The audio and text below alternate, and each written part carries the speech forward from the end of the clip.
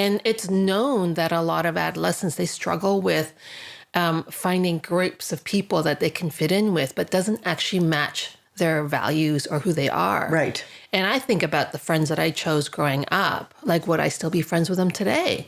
Well, sometimes it's also what group will take me. Yes. Oh. And so then you can see where all the masks develop.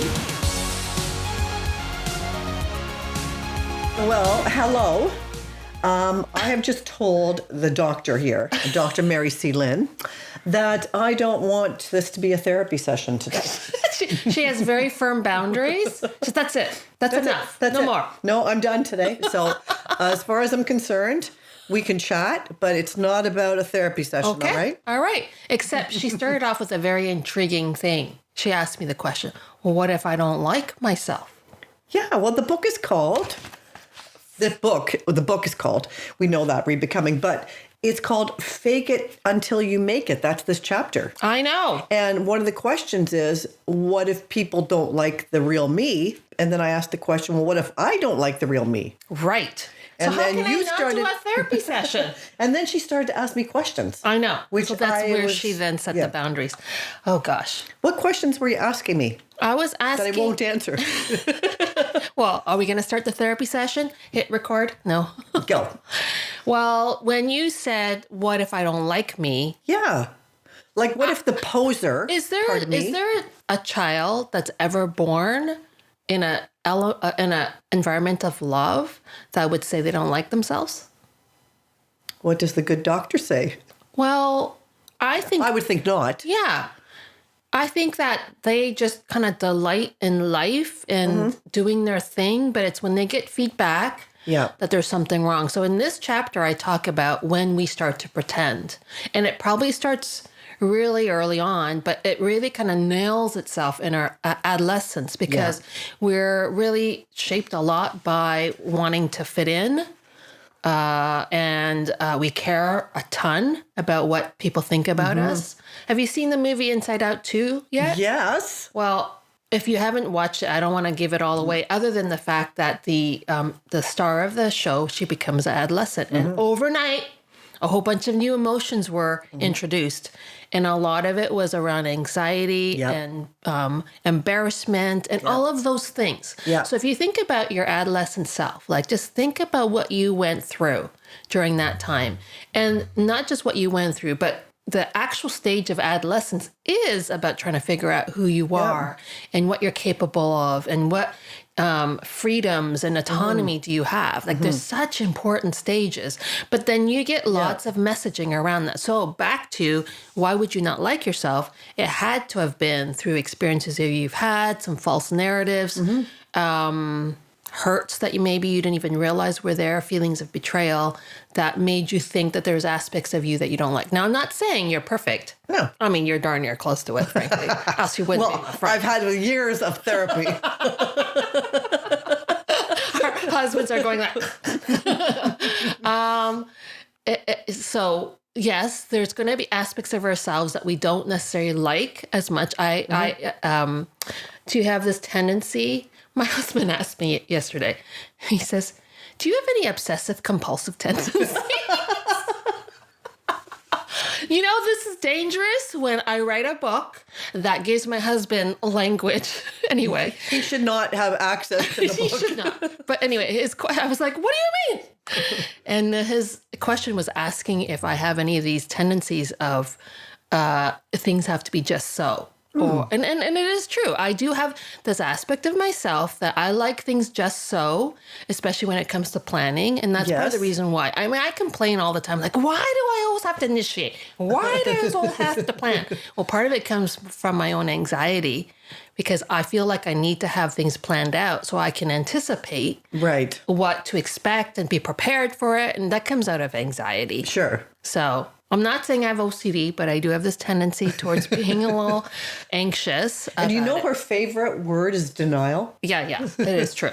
So that's part of, I don't necessarily like that aspect of myself, even though many strengths come from that. Yes. Because being a planner, organizing people, getting things rolling. I mean, there's a lot of great leadership traits that come out of that. And a lot of us depend on you for that. That's true. And then I resent it kind of, but then I don't. because then when you guys don't kick in fast enough, I'm already on there because I my know. anxiety drives me. So I think there is truth to be said that there's aspects of ourselves that we don't necessarily like. And it doesn't mean, because we're not perfect, but it doesn't mean that I don't accept myself. So it's a difference between self-acceptance. So self-acceptance isn't going, oh, you're so awesome. Everything about you is so perfect.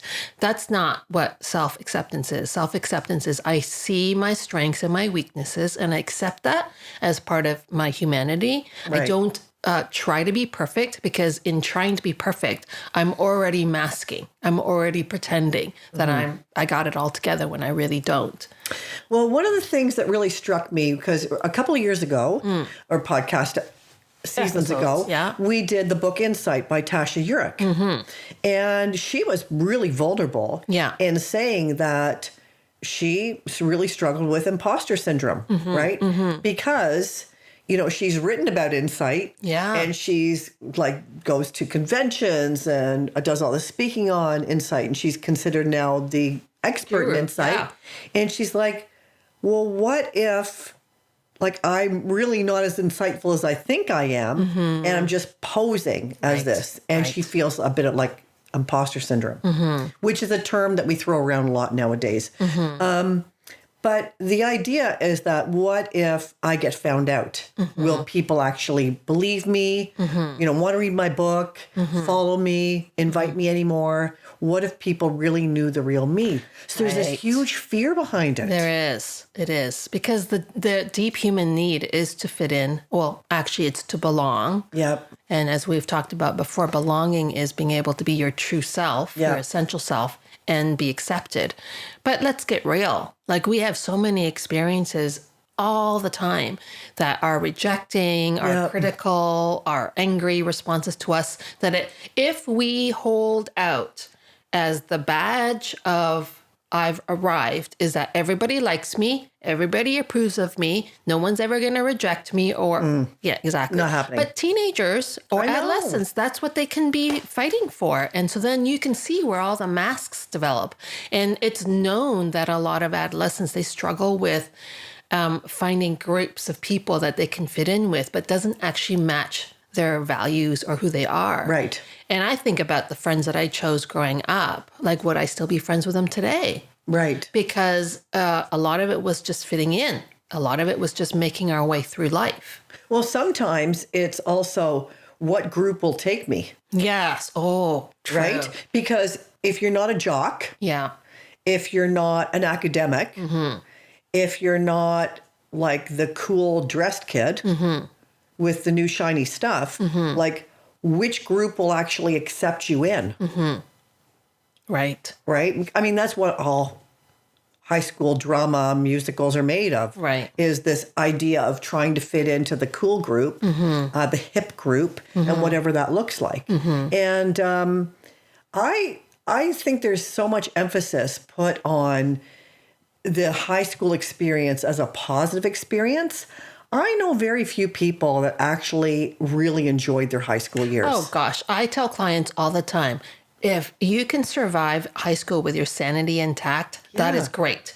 And because you're never, ever will experience another situation like that ever in your life, where you have to take all these subjects you don't even like or are good at, where you have to try to figure out who you are and figure out what career you want to pursue, where you've got all sorts of people working through their own issues and it's all bouncing off of you. And you're having to socialize with a bunch of people that, if you're going to a large school, that you never are going to fit in with. No. So it is difficult. Anyway, we sort of digress to some degree, but really the thing is with this faking until you make it is at what point did you go into hiding? At what point did you start to pretend? And chances are a lot of it is rooted in our adolescent years when we're trying to figure out who we are and what our values are, what are we capable of. And then the other thing too is, you see this often in teenagers, and I see it in myself, where I show up one way in this situation and I'll show up another way in another situation. And it's kind of I'm doing it to fit in, but then is this really who I am? Right? So it's being able to kind of So if I turned the question on you and said, at what point did you feel like you were faking it till you make it? To fit in, what would you pinpoint as? I figure for me it was probably going into grade 9. Like I felt the grade 7 and 8, but then definitely going into high school. I felt it. I would say, we used to call it junior high, grade 7 to 9. Yeah. I remember once, to my shock, somebody said to me that I was popular because my image of myself was I am not popular at all. And I happened to go to a fairly small school, so all the grade 7s were all kind of together. And it happened to be a good grade that we all kind of generally got along. Yeah. And I enjoyed that year. It's one of my favorite years when I look back. But I realized it's because I felt like I fit in and I was liked by people. But I have to say that the image I projected at that time was outgoing, fun-loving, all those things. And I think that's part of who I am, but I think that shyer, sensitive part of myself went into hiding during that time. And they used to have this thing when I was growing up. It's called a slam book. It's the worst thing ever invented, but it's kind of like cyberbullying, actually. So you would have the person's name at the top of each page, right? And the book would be sent around, and people could write anonymous things about you. Oh, this is a horrible thing. Isn't it the most horrible thing ever? Yeah. And so people would write mean things. Sometimes they write really good things, and you have no idea who wrote it. You can guess, but still, like my sense of self rose and fell on whatever was written on that book, in that book. That's horrible. And so I think the aspects that was negatively said about me, I hid more and more, or I assumed it was negative. They would say things about, oh, she's so sensitive or she's so whatever. And so I started to hide that more and more. So that's kind of when it started. And also I was raised in a very religious family. And my mom all the time, she projected strength, but she also projected that she was, I thought she was without sin. She was like... She was a saint. She was a saint. Yeah. So I never had a place where I could process through the struggles of being a teenager and all the changes that you're going through and all those kinds of things. So that went into hiding as well. So my image was a good girl who's smart and can get along with everybody. I mean, those were all parts of how I started to, and there's still aspects of me in that, but I think I'm sharper than people realize I am. I cry more easily than people realize. There's all sorts of things. Yeah, for me, it was definitely going, I think, into grade 7 and 8, we only had 2 grades, right? It was like a junior high, but just 2 grades. And those were pretty good years for me. But then going into grade 9, it was such a big school, like 2,500 students. So it was a huge school. So I think for me, it was like, where am I going to fit? I found a small group of people that I could travel with for high school, which was great. But I felt like the outgoing, funny part of me got saved for just little safe areas where I wouldn't be noticed. Interesting. I lay low. Wow. And I worked at summer camp, so that part could come out at summer camp. But at school, it kind of got diminished and pushed down. And I just stayed in my own little safe track. Isn't that interesting? Like what we do to survive. Yeah, exactly. Yeah. I mean, I think that's important as you're listening, is to think about the masks that you maybe still wear and what might be the roots of that.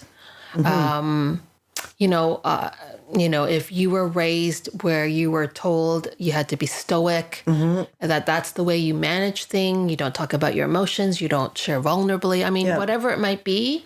Because again, those are the sort of values to think through. It's the 3 values.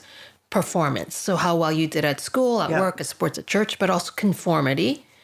That's huge. How well you conform to the expectations of others, whoever those important others are, and the image of how you look to others. And then working through your sense of identity. Who am I?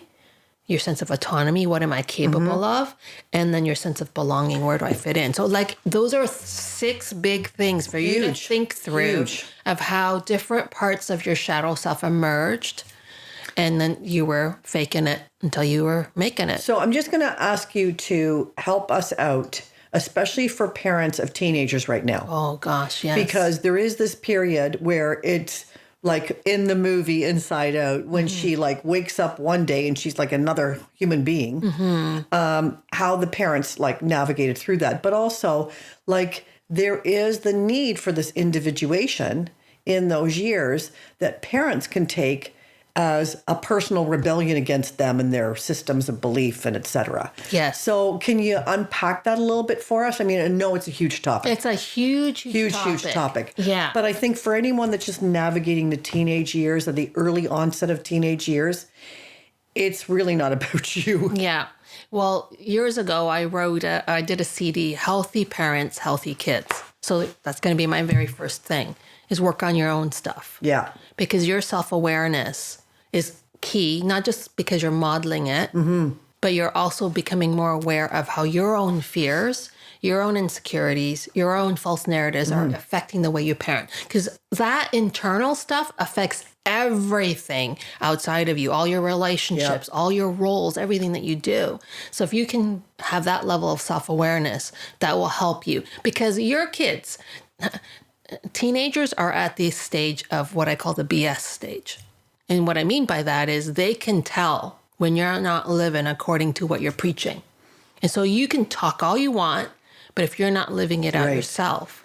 So that's really key. So work on yourself first. But the other thing too is I want to, as I think about teen years, I would want to be a safe place for my teenager to talk about anything with me, to work through whatever that might be. So this thing of curiosity, and even you could even make it into, okay, for this conversation, you can tell me anything and there's going to be no consequences for this, just for this season. I mean, I don't know, you can come up with something, but the invitation to talking openly is really important. But what I found for myself was, as I was vulnerable with my kids and I talked about my struggles as a teenager and what I was wrestling through, that gave them permission to be able to share that with me. So that was really, really key. But the individuation part of it was, I had to be like, I think it's important for kids to work out their emotions, their beliefs, their values, and all of that. But I think they can do it with respect.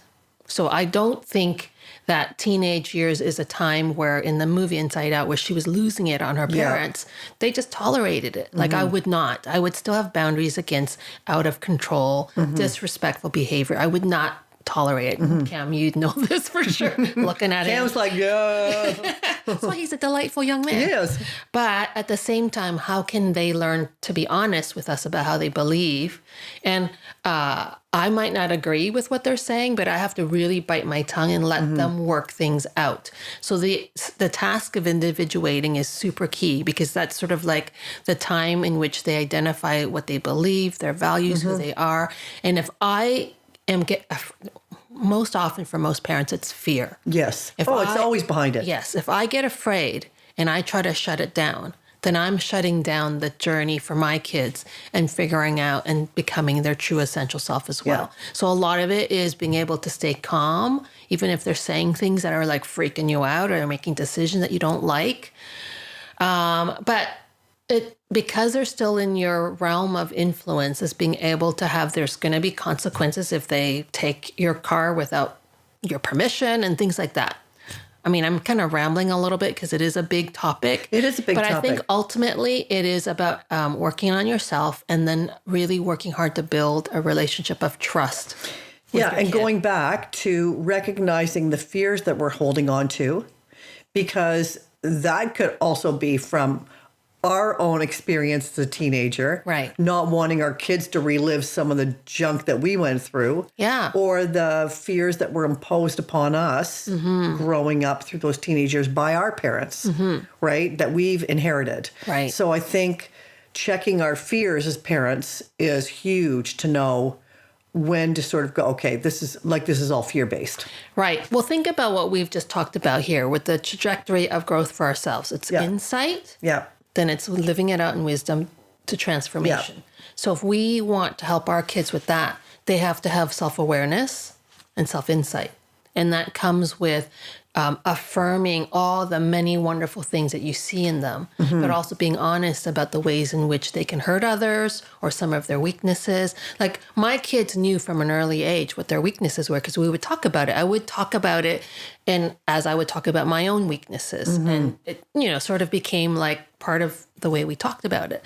So that is really key. But like kids don't learn wisdom unless they get the autonomy to make their own decisions, experience the consequences of some of those poor decisions, and then integrate it into how they respond. And if you respond in a judgmental, I told you so way, then that becomes the inner critic, where they tell themselves, oh, I'm such a screw up, I can't make good decisions. Right. As opposed to helping them with, tell me what you learned from that situation, and what would you do differently if you could do it again? And, what do you think some of the impact, and just asking them really good questions to help develop their wisdom. So being able to have the autonomy to make their decisions and then being able to process it with you in a non-judgmental way is huge. And then the other part of it is as I see those change behaviors in them, affirm. Yeah. And so that's good, Mary. Yeah. Because there are a lot of people who right now are sitting on, a cactus of stuff coming at their kids. And they are fear-based because the world is a big, scary place right now in so many ways, different than when you and I were being raised as teenagers. So I think that for people is very freeing, because it allows them to go, okay, I need to work on myself. I need to allow my kids a safe space to individuate and show their autonomy, learn from some of the bad choices that they've made, but then help them walk through it to get to the wisdom piece. Exactly, because you still are for them. Doesn't mean that you're like, you chose that, it's your own issue. Like, I'm still going to be there for them as they work it through and age appropriately. As messy as it is. As messy as it is. And I think that's so important that we do that for our kids. I think recognizing our fear is absolutely huge, and how often we try to control because of that. And recognizing that as here we are in our mature years and how long it took us. Oh, gosh. And we are like 30 years ahead of our kids. Yeah, easily. And then we expect them to have the maturity of us. Yeah. And maybe we're not even that mature ourselves. So how do we expect our kids to have that? No. So it's giving them grace for how long it takes to mature and transform, and loving them through all of that. And I like later in this chapter, you say, your choices depend on what's going on in your heart. And we have to remember that what's going on in our heart and check ourselves there. If we're heart forward for our kids. Yeah. Then we're going to be making choices that are hopefully healthy for them, but also instilling in them that their choices come out of their place too. And fostering that. Yeah. Yeah. That's big. That's big. But I'm glad you kind of turned it around, because that helps, like if you are raising teenagers or adolescents or kids heading to that stage, I think it's great because it helps you reflect on what's good for them. But then it's also good for you. So it's like being able to recognize that that's the journey, that you yourself have to give yourself self-compassion and a safe space to make mistakes. As we always say, to experiment, try new things, to risk those boopy steps, those little baby steps, and then learn from what that is. I was going to also add to the journey of parenting kids is ultimately the greatest gift that we can give them is the resilience to handle. We can't protect them from life, but we can teach them or help them be resilient to handle the ups and downs of life. So that does come through very fear-invoking situations that we have to be able to just kind of pray and hold our way through it and still be connected with them relationally. So I think that this chapter kind of went woo, woo, woo, but that's because it's a big chapter, because it does deal with family systems theory, right? It does deal with when we as individuals started to fake things to make it through the world. And we have to be really conscious that our children are going to do that too. Our grandkids are going to do that too. Right. That's the way that they will move through the world, as bumpy and as messy as it's going to be. And we're on the other side of that now. But the work continues in us, just as it helps to prepare the next generations to work through the messiness that they're going to face. And I think that the more I fake it is not healthy. No. For future generations. So I've got to check in my own stuff. Where am I faking it to make it? And then as a parent of adult kids, a grandparent, how am I navigating the world forward with that generation? Yeah, or as a leader. Like you have influence everywhere. Exactly. Yeah, so I think that that's the goal as you read this chapter and as you work with your RB Rebecoming group is to just start to identify the masks and the layers and how they came to be, what you were processing at that time. And again, back to giving accountability to your trusted folks to kind of go, yeah, you show up this way now. Actually, the kids have told me this before. They said, when you're doing your this and that, you kind of show up this way, but at home you're like this. And it's good because part of it is I need that because that's my professional face that I put on. But the other part of it is like, oh, it's true. I still do wear masks. So thanks, kids. Well, you can't go out in your pajamas and your fluffy slippers and do a whole thing. I know. Yeah. So sometimes you have to. Like it's not that you have to, it's not letting it all hang out, but it's just recognizing and being intentional and knowing about why you do what you do. Phew. All right. Thanks for hanging in there once again. Take care. See you next time. Thanks for listening to the Fully Lived Life podcast. We hope you found it encouraging and helpful. Be sure to follow or subscribe so that you never miss a new episode. And if you enjoyed our show, please help spread the word by sharing with your friends and family and posting on your social media. Thanks for listening and tune in to our next episode.